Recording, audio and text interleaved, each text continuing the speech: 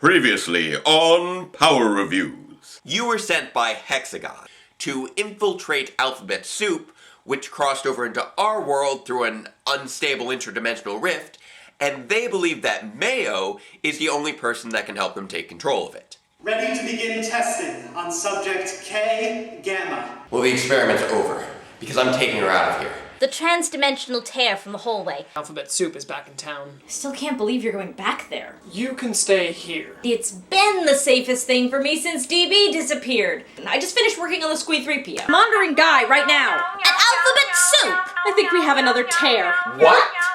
And now, Database Rangers Power Review.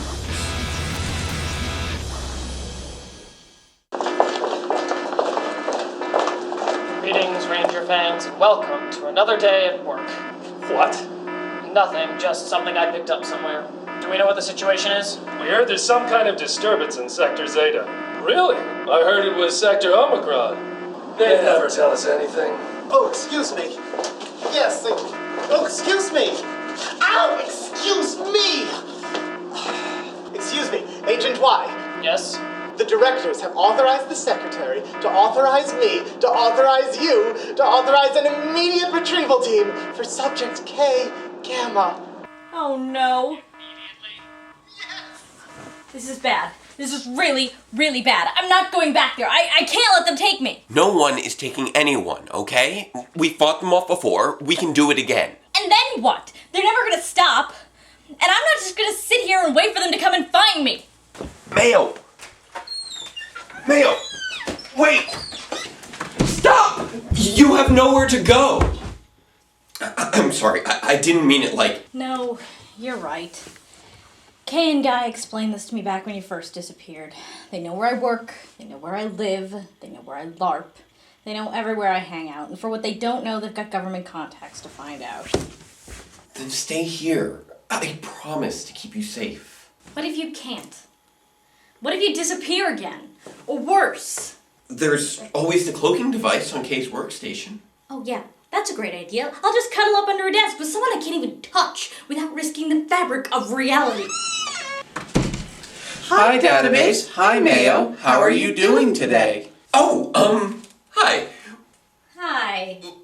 We were just having a little conversation. What about? Nothing important. Just sorting out a little problem. Nothing for you to worry about. Is there any way we can help? Not unless you have a secret second home somewhere the government doesn't know about. Doesn't everyone? This is ridiculous. Don't have to come with me, you know. I mean, I'm sure you've got plenty of other things to worry about. Look, Kay said that she'd keep an eye on Guy and continue monitoring the tear. There's no point in doing anything about either until we know more. Besides, this way I know you're safe. That's sweet. Is everyone buckled up back there? Yep. I'm sure now they're worried about driving safety. What? Nothing.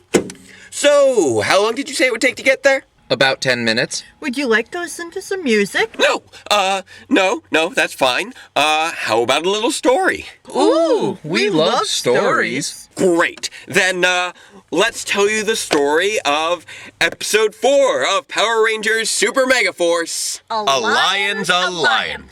Once upon a time, the Power Rangers and their legendary Megazord fought against the evil sky forces of the alien Armada. With the crazy flying dragon thing? Yes, with the crazy flying dragon thing. Forget dogfighting these jets, we're gonna dragon fight them! Ooh, we like it already. Eyes on the road. Okay. And so, the legendary Mystic Megazord destroyed the evil fighter jets, landing on the ground as the legendary SPD Megazord, where it battled against the evil giant bruisers with its twin laser pistols, until it finally unleashed the spinning Delta Runner from its chest to finish them off with its Gatling laser wheels. Oh, is that the end? No, that was just the beginning. You see, after the battle, they went to go see their mentor Gosei. You mean the big gold tiki head? Like on my favorite summer shirt? Yes, that one. They discuss how their incredibly easy victories have been becoming slightly less incredibly easy, and with no clear end in sight to the Armada forces, Gosei sends them on a journey for a new ally. A wild lion.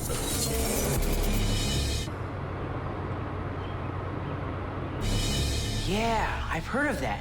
Oh, big surprise! Noah's heard of lions. I guess that's why he's the smart one.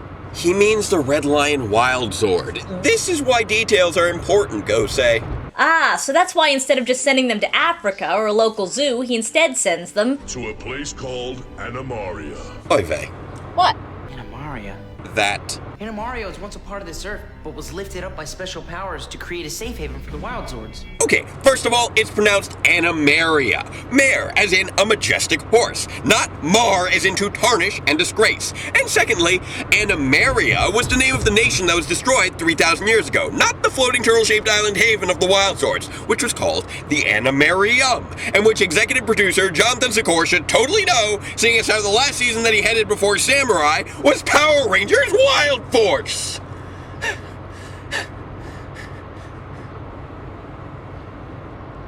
Are you okay?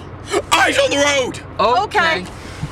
Anyway, they all head out for their high-flying road trip in the... Skyship? Yes. Awesome. As Troy steers the skyship, the others take off their helmets to scout things out from the crow's nest, proving once again that in the PR universe, oxygen is no more a problem at high altitudes than it is in the depths of space. And for clarification, scouting apparently means that Emma takes snapshots, Noah plays with Google Earth, and Jake scopes out Gia while she pretends not to enjoy it, sending the absolute wrongest message to confused little creeper boys everywhere. So, instead of just flying around Turtle Cove, aka the big water-filled hole in the ground the Animarium was originally lifted out of and hasn't left the vicinity of in about 3,000 years, the Rangers circled the entire planet 3 times over. 2.98 to be exact. This is why details are important, Gosei. But hey, if they hadn't done that, then Emma would never have noticed that turtle-looking cloud that hasn't changed shape this whole time. And Troy wouldn't have swerved to check it out, and Gia would never have fallen into Jake's arms, so... What was that? Squirrel! Were you trying to miss it or hit it?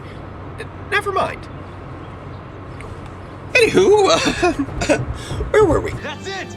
That's Animaria! Oh, for the sweet love of Animus. So, the Armada forces have picked up on the island too, proving that they have way better scanners than the Rangers do, and decide that whatever is down there must be valuable. And then, to further drive home how much they fail at having proper scanners, the Rangers lose sight of the Animarium and get rammed by one of the attacking Armada ships.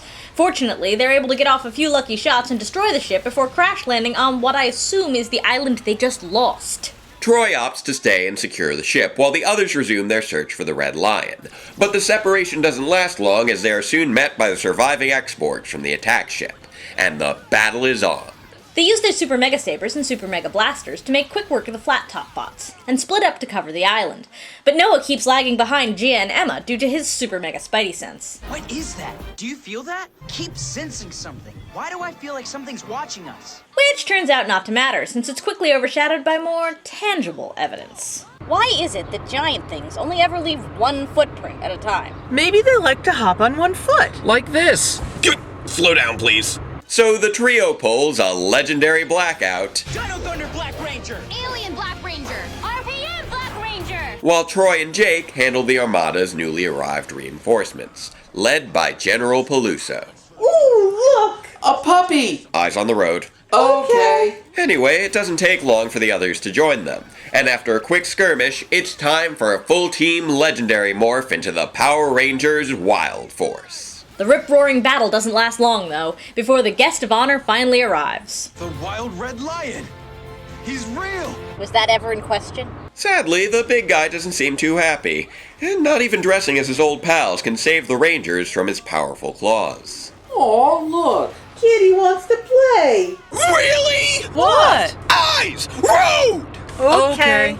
And I don't want to have to ask you a 5th time. Okay. I swear, forget about alphabet soup. These two are going to be the end of us. Where were we? The Rangers take a long tumble off the floating island, getting split up again and then depowering all the way back down to regular Megaforce mode, grateful to be still alive. He could have eaten us for lunch. But he chose not to. Instead, he just mauled you. I'm sure that's just a show of affection.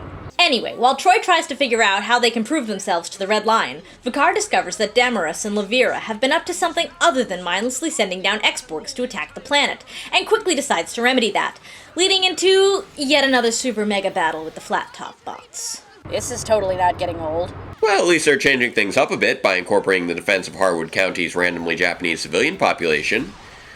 before all reuniting again and morphing into the Wild Force Rangers.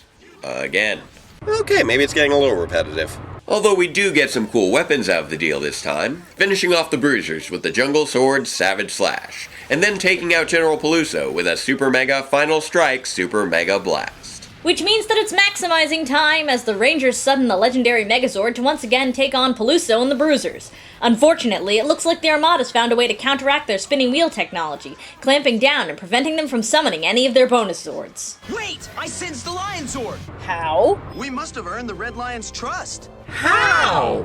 So, anyway, they break through the clamp somehow and summon the Red Lion to descend from the Animarium, joining the fight and combining Centaur style to form the legendary Wild Force Megazord, as Peluso's Bruisers transform into a trio of Centaur-style motorbikers for a high-speed slash-and-blast battle. And no, you can't watch. Oh. And so General Peluso is defeated with a Wild Force Final Strike Mega Roar, leading Gosei to comment on the Rangers' victory. They could not have found a more powerful ally. And yet somehow, 4 episodes in, I still have a feeling they will. We couldn't have a better ally, could we? Yeah, totally. How about the last thing you tamed? You know, the one that gave you 5 Zords, a power-up, sounded a lot like Wild Zord, also introduced in an episode that was almost exclusively fight footage. And with that, they bid farewell to the Red Lion. I just hope he doesn't want to come stay with us on the ship. Wait, do they all live on the ship now? Then we'd have to get a really big litter box. And they all lived cheesily ever after. And that's the end of our episode. So, what did you think of it? Well, Actually, on second thought, why don't you just tell us your thoughts when we get there? Okay. Speaking of which, how much longer till we get to your place? Oh, we passed it ages ago. Driving in circles is fun. What?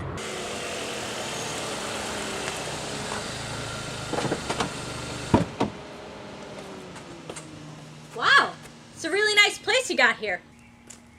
And you're sure nobody knows about it? Sometimes even we forget. All right, let's head in. Oh, wow. You guys have the same couch in here as you do in your apartment. And the same TV. And the same shelving units. Consistency is important. Especially when it comes to interior decorating. Please take a seat. So... Well, we liked it. What? Your story. Oh, right, that. Especially the part with the big red kitty. And the green and pink puppy. And the flying turtle animal terrarium. Animarium, actually. Yeah, what was up with that? I don't know. Considering that this episode had the strongest ties to a previous season so far, it's strange that they would overlook such basic details as the name of the location and where it is. Not to mention the lack of even a throwaway line about why the Red Lion is apparently the only active Wild Zord, why it would blindly attack the Rangers when they're in legendary Wild Force mode, or why it looks so different now from its previous appearances. Well, at least we got to see plenty of punchy flippy kicky things. And kicky flippy punchy things. And more punchy flippy kicky things. And more kicky flippy punchy things. And then they stopped. And then they started again. And then they stopped. And then they started again. Going in circles is so much fun! Yeah, it was pretty repetitive. Did we really need to have that many export battles? Probably not. Plus, there was some really weird storytelling prioritization going on here. Like how Troy kept talking about how they had to prove themselves to the Red Lion, but they never actually showed how they did that. I think that was supposed to be the whole point of the civilian rescue scenes, but if that was what changed his mind, it was really poorly conveyed here. Speaking of things being poorly conveyed, what was the deal with Noah's Super Mega Spider Sense syndrome? I mean, they kept bringing it up, but it never actually went anywhere. I'm not sure, but I think it was intended as some sort of weird roundabout reference to Cole's empathic animal mind melds. Cole? The Red Ranger from Power Rangers Wild Force. What was that season like, anyway? It's generally considered to be a lower-tier season, largely due to stiffly directed performances and ham-handed environmental themes. However, it is very evenly paced, it does a great job of fleshing out all its character backstories, and has one of the darkest villain origins of all time. So, if you enjoy the fairy tale style storytelling and the overabundance of giant brightly colored animals, you might just find it to be a good watch. Ooh, that sounds delightful! Overall, though, despite clearly trying to honor the past, this episode misses that mark at almost every turn, resulting in a repetitive, action-heavy, meandering plot that is only partially redeemed by the great quality of those action sequences, and the nostalgic visuals that go along with them. But it was still pretty, right? Oh, yes, very pretty. So, I think Mitch and Mary and I can probably take things from here. Didn't you want to make that phone call to that friend of yours? What? Oh, right! I have a phone call to make. Enjoy! Thanks. Okay, we're all set here. How are things on your end? Not good. Why? Is there something wrong with the tear? No, it's Agent White's retrieval team. What about them? They're here.